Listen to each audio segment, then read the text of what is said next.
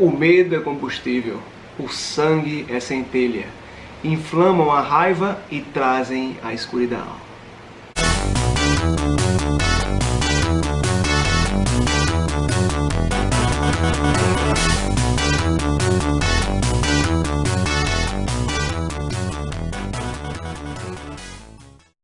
Aguiar na área, pessoal, como eu tinha falado para vocês, pessoal, no começo aí, esse mantra aí, esse textinho, pessoal, ele é tirado dessa HQ aqui, galera, baseada em Diablo 3, tá, pessoal? Aqui no quarto vídeo da série dos Games para HQs, vou apresentar aqui uma breve resenha desse quadrinho aqui, que foi baseado aí no jogo Diablo, no seu terceiro, né, game, né, o Diablo 3, que foi lançado só após 10 anos. O segundo Diablo, você vê como demorou, né, cara? Diablo 2 pro 3, foram 10 anos de um jogo para outro. Você vê o nível de ansiedade que teve os players aí, né, os jogadores do Diablo, que não viam a hora de botar a mão nesse jogo aí, né? Eu lembro que foi um lançamento de Diablo 3 do jogo, foi um lançamento na Livraria Cultura, fizeram um evento lá, galera. É, rapaz, porque Diablo 1, veja só, esse jogo aqui, pessoal, é de extremo sucesso, é um game também da produtora Blizzard, que é a minha produtora de Warcraft, Starcraft, tá? Também foi responsável por esse game Diablo, que é sucesso, é um jogo de RPG em tempo real, aquele famoso click point, né? Que o jogo Diablo, ele tem uma jogabilidade muito simples, é uma muito divertida, né? Que você com o mouse ali, você tem um botão de ação, um botão de seleção de escolha de habilidade, né? Escolha de magias e por aí vai. Pessoal, o jogo Diablo 1, ele foi lançado em 96, tá? O primeiro Diablo, o lançamento dele foi em 96. Eu lembro muito bem que eu e meu irmão, a gente alugou esse jogo para PC, né? O jogo inicialmente foi feito só para computador, né? O Diablo. E foi, cara, um tremendo sucesso. Você vê que o Diablo 1 era bem mais simples, assim, né? E limitado em comparação com os outros dois que vieram depois aí. Você vê que o primeiro Diablo, ele só tinha 3 classes. Era guerreiro, mago ou a ladina, né? Então eram 3 classes só que você escolhia. E o jogo era muito mais limitado em termos de território, expansão, mundo mesmo, né? O mundo do Diablo 1 é aquele mundo de santuário, só que ele se limitava à cidade de Tristan e aquela igreja lá de Tristan que estava sendo invadida pelos demônios da horda do próprio Diablo, né? Que estava querendo abrir caminho para a superfície de santuário e dominar aí o território dos seres humanos ali, né? Conquistar todo mundo, dominar a área de santuário e fazer o inferno reinar ali sobre as forças do paraíso celestial, porque Diablo, pessoal, Diablo é realmente um jogo que a história dele é extremamente maniqueísta. É aquela velha história do bem contra o mal, só que em Diablo ela é proposital. A história é feita para ser isso mesmo. Bem contra o mal, céu contra o inferno, anjo contra o demônio, luz contra as trevas, de maneira bastante proposital e clara, tá? Não, isso não é que fique ruim, galera, porque é proposital isso. Ele não tenta disfarçar que não é isso, né? Diablo é uma história maniqueísta mesmo, em essência. E aqui, pessoal, o Diablo 3 aqui, esse quadrinho, ele se passa durante os eventos, tá? Que acontecem no jogo Diablo 3. Só que esse quadrinho foi lançado em 2012. Eu comprei esse quadrinho quando lançou em 2012. E no mesmo ano que eu comprei esse quadrinho, eu comprei no mesmo ano também esse livro aqui, Diablo 3, A Ordem, que foi lançado no mesmo ano, 2012, aqui, escrita pela Nate Canyon, tá? Agora, diferente do quadrinho aqui, esse livro, a história dele se passa antes dos eventos do Diablo 3, o game, tá? Esse livro aqui, é até bom você ler esse livro todo, depois vai jogar o game. Esse aqui não, você pode ler enquanto você joga o game, tranquilo. Agora o livro aqui, pessoal, ele começa legal, depois ele desanda, tá? O livro desanda e fica chato, ele degringola. A Nate Canyon, a autora, eu acho que durante do livro ela acabou se perdendo um pouco, o livro fica meio maçante e tem um final meio, né, meio fraco. O quadrinho não, o quadrinho ele se mantém em qualidade, do começo ao fim. Ele foi escrito pelo roteirista Aaron Williams e desenhado pelo artista Joseph Lacroix, um francês aí. E a arte do Joseph Lacroix me interessou, eu gostei bastante da arte dele. Quando eu falei isso aqui, eu quis comprar não só porque eu sou realmente muito apreciador desse universo todo do Diablo, né, desse mundo de santuários, tudo. Eu gostava muito das histórias, tanto no Diablo 1, que eu achei bem sinistro, um mundo bem sombrio, né? Um negócio todo meio medonho, assim, né? Um demônio tentando abrir caminho para conquistar todo mundo na Terra e tal, né? E o 2, o Diablo 2 expande muito isso aqui. O Diablo 2, cara, do Diablo 1 pro 2, foi uma expansão muito grande, tanto em qualidade, como em termos de gameplay, de jogo mesmo, e em história, né? No Diablo 2, cara, a galera é como se pegasse o mapa de Diablo 1 e expandisse, incluindo várias outras cidades, outros cenários, outros ambientes, e outras classes, né? No Diablo 1 só tinha 3 classes, no Diablo 2 você passa para ser 7 classes, cara. No Diablo 1 você tem o guerreiro, o mago e a ladina. No Diablo 2 você tem o bárbaro, o paladino, a amazona, o necromante, né? O paladino, eu falei o paladino, né? Isso. E a amazona, cara, e depois ainda bota um druida e um assassina. São 7 classes, cara. E se expande muito isso, né? Bastante, muito interessante. Pena que o jogo Diablo 3, ele não se mantém em qualidade enquanto jogo. Enquanto o jogo Diablo 3, ele para mim, ele ficou muito mais do mesmo. Não trouxe quase nada de novo.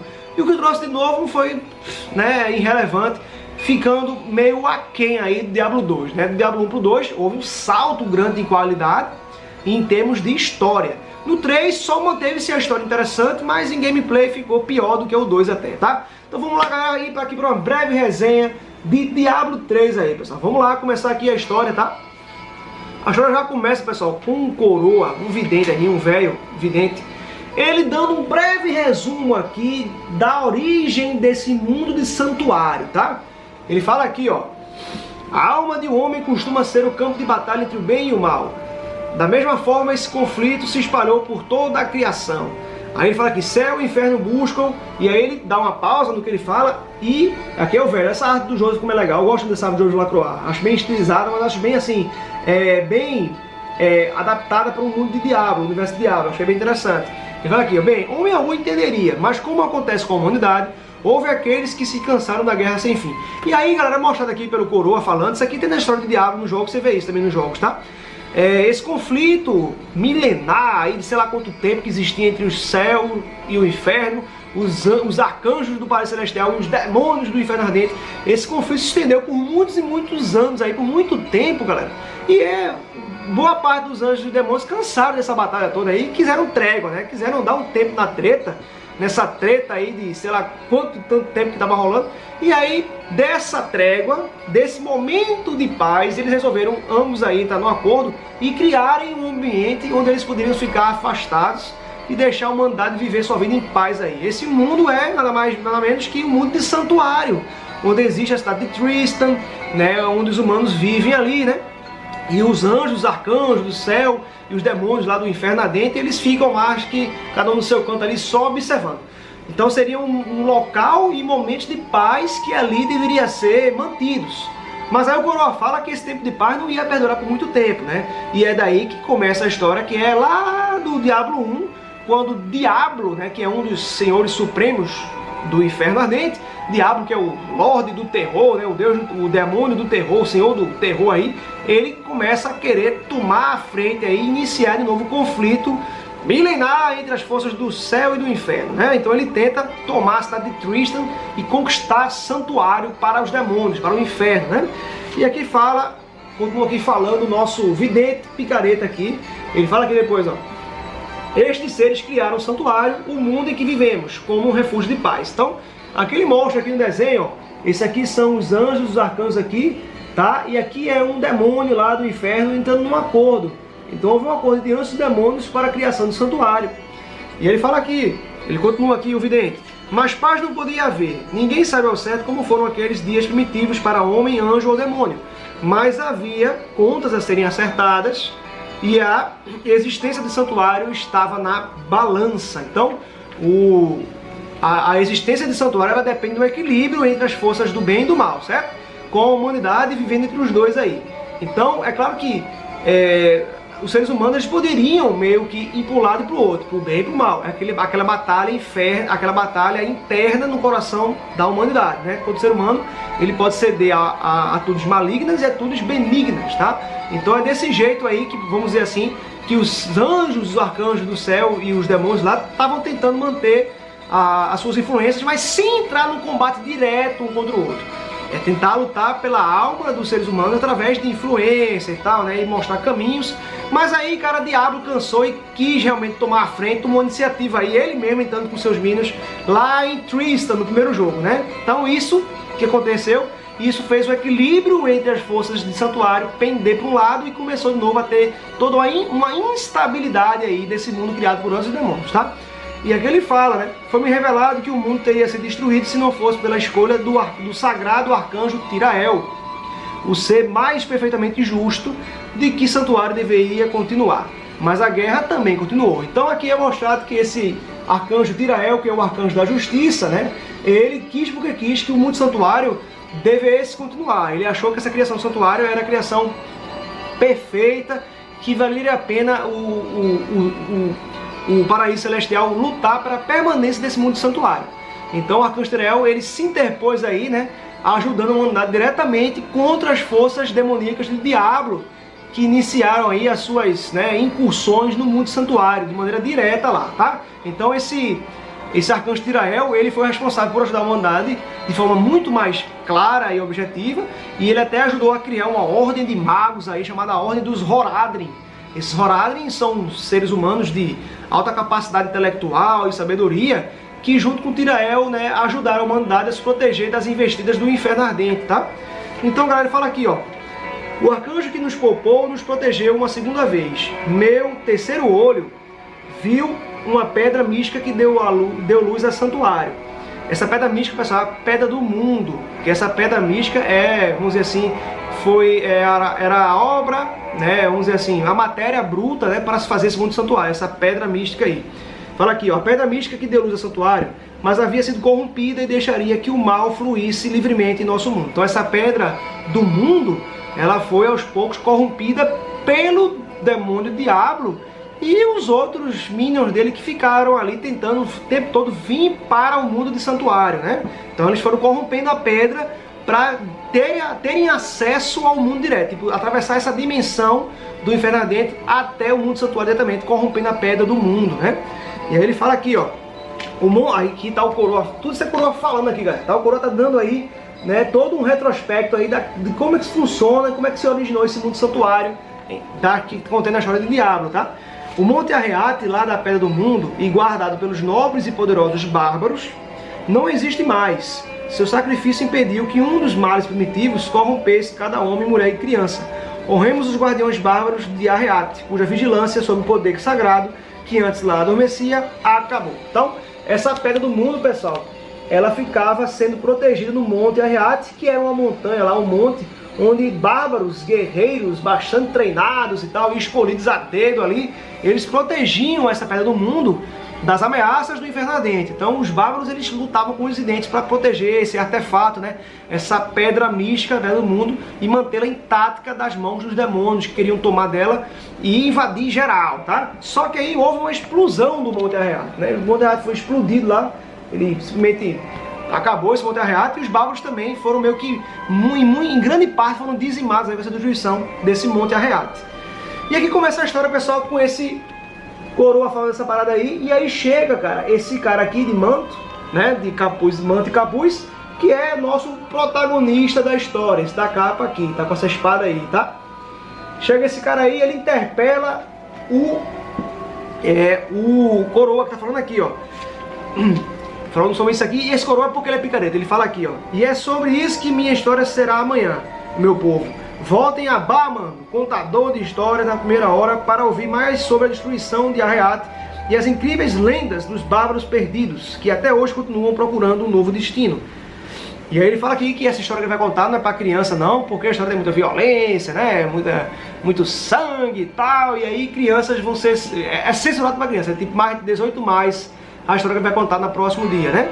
Só que aí, do nada, ele é interpelado pelo Jacob, né? O Jacob chega aqui perto desse Coroa, e aí, né, quando ele chega lá, o Coroa fala com o Jacob, dizendo que o Jacob tem que ir para um determinado local, né? O Coroa fala aqui, ó: fique quieto e demonstre estar me consultando, amigo Jacob, ou seus conterrâneos 10 passos atrás de você podem perceber. E aí Jacob se assusta, né? O Coroa sabe o nome dele, e aí fala o Jacob: meus conterrâneos, como sabe meu nome? Eu vejo muito, pois sou descendente dos antigos Tanscriers, profetas e videntes a serviço de reis e heróis. Fui mago e vidente da corte de um senhor derrotado. Felizmente minha fortuna se foi com ele. Vi uma porção do seu destino e a honra dos meus ancestrais me compele a comunicar minhas visões. Ele está falando tudo isso aqui para o Jacob. O Jacob fica impressionado, e aqui continua falando aqui o Baman, né, o vidente picareta. Ele continua falando aqui para o Jacob. O Jacob já estava assustado porque o vidente sabia o nome dele, sabia que ele estava sendo procurado, que o Jacob estava sendo caçado por caçadores aí, E ele continua falando aqui, ó. Você deve ir para o noroeste e passar pelos portões da cidade. Ande até ver um pico de dupla grandeza, Desvie-se do caminho e será levado antes de conseguir o que se encontra sobre a montanha. Respire 5 vezes e o caçador terá partido. Ele fala até quanto tempo, né, o Jacob tem que dar aqui para se livrar desse cara aqui, que é o caçador que está aí no encalço do nosso Jacob, tá? E aí, galera, quando o Jacob, né, se assusta aqui com toda essa orientação do cara, do nada, né, do vidente Bamam, do nada, né? Ele se assusta com o vidente Bamam, dando toda essa informação para ele. A princípio ele não acredita nessa conversa do Bamam, porque o Bamam, né, é meio picareta mesmo. Só que ele vai embora, só que o que o Bamam faz? O Bamam, numa atitude muito rápida aí, cara, de um mão leve, né, de mãos rápidas, mãos leves, né? Ele dá o ganho na espada do Jacob aqui, galera. Ó, ele dá o ganho na espada do Jacob, esse picareta aí, o vidente Bamam. E ele em seguida, o Bamam com a espada que ele surrupiou aqui do Jacob, ele vai em seguida vender essa espada aqui, galera, tá? No mercado aqui, no comprador aqui. Ele vai lá vender essa arma do Jacob para um comprador ali que tem uma tenda de negócios, tá? E quando chega lá o Bamam para vender essa arma, os caçadores que estão atrás do Jacob, né? Eles interpelam o Bamam, o picareta, pegam a espada, né, do Bamam que ele tinha surrupiado o Jacob, e aí eles perguntam para onde o Jacob deve ter ido, né? Ele pergunta, só que o Bamam misteriosamente não sabe de nada. Ele não sabe para onde ele enviou o Jacob, nem lembra que falou todas as coordenadas para o Jacob ter que seguir, né? Esse negócio do pico de dupla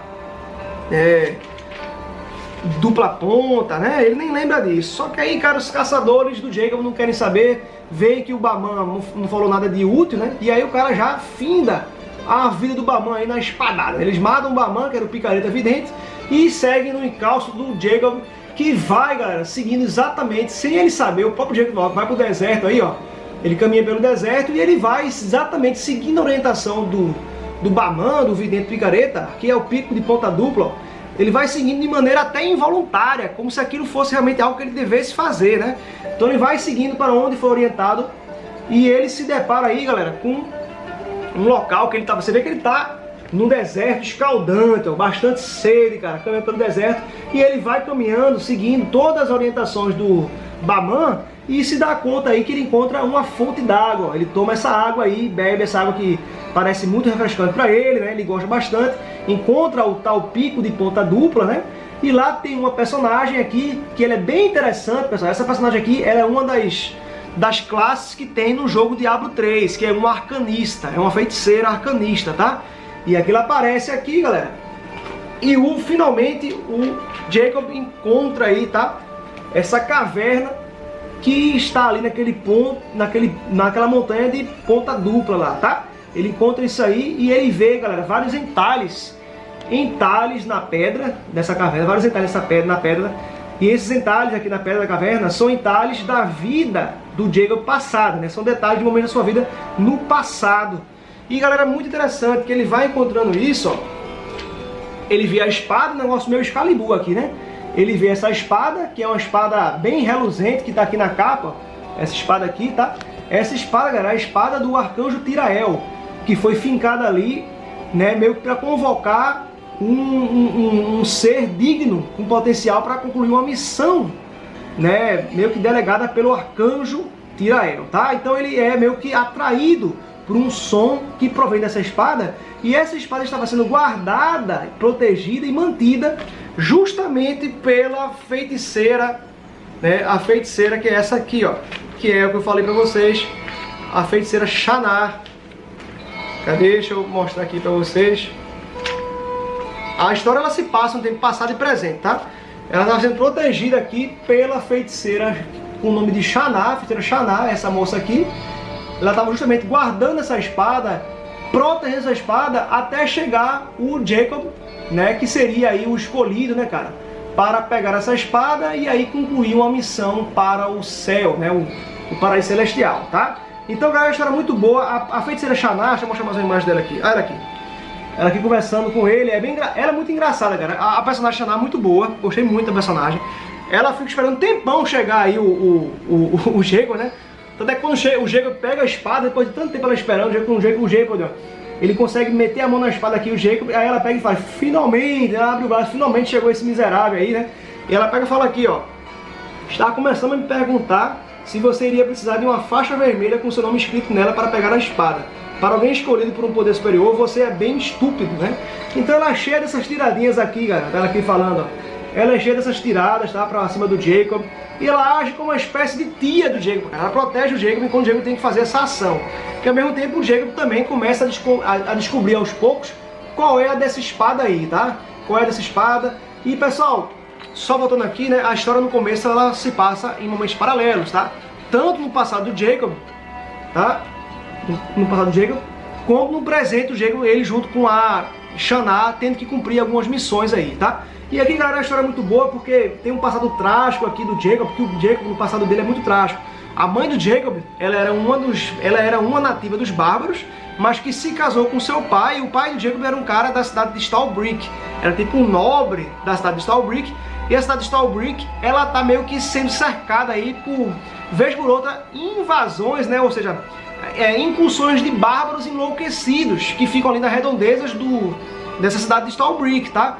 E aí, galera, o que acontece? O pai do Jacob, ele fica meio louco, cara. Ele fica meio perturbado porque ele foi meio que corrompido para aquela parada lá. O medo é o combustível, o sangue é a centelha. Então, o pai do Jacob, ele é uma espécie de guardião da cidade de Stallbrick que teve confrontos diretos com algumas tribos bárbaras.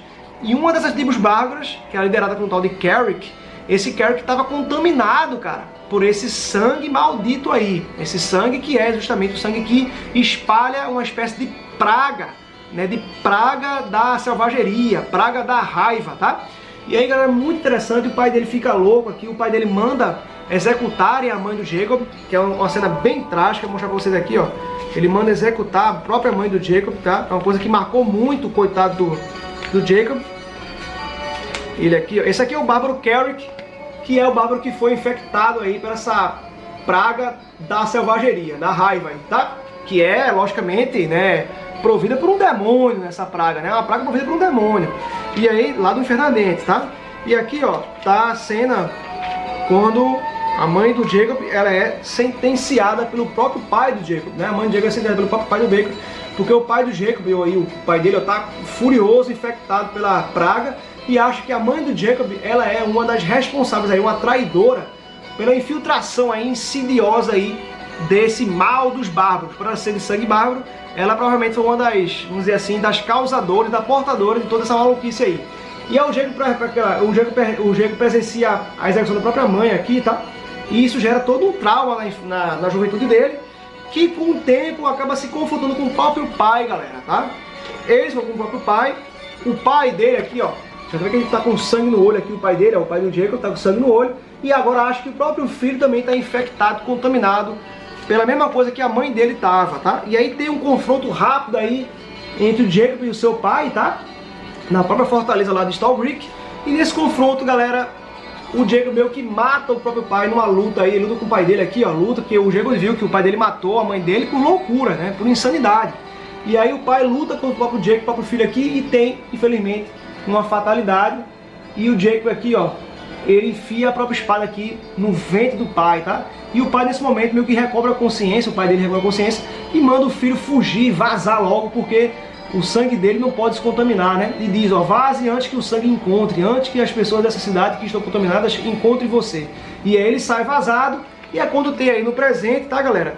Esse encontro com a Shannah, e o Jacob vai fazer de tudo, galera, para salvar, munido de sua espada, para salvar o próprio povo de Stallbrick, né, o seu povo, e confrontar diretamente aí, galera, os bárbaros contaminados pela praga da selvageria. Pessoal, quem gostou daquela curtida, inscreve no canal, compartilhe com seus amigos e amigas, tá? E até o próximo Aguiar Tem o que Falar, galera.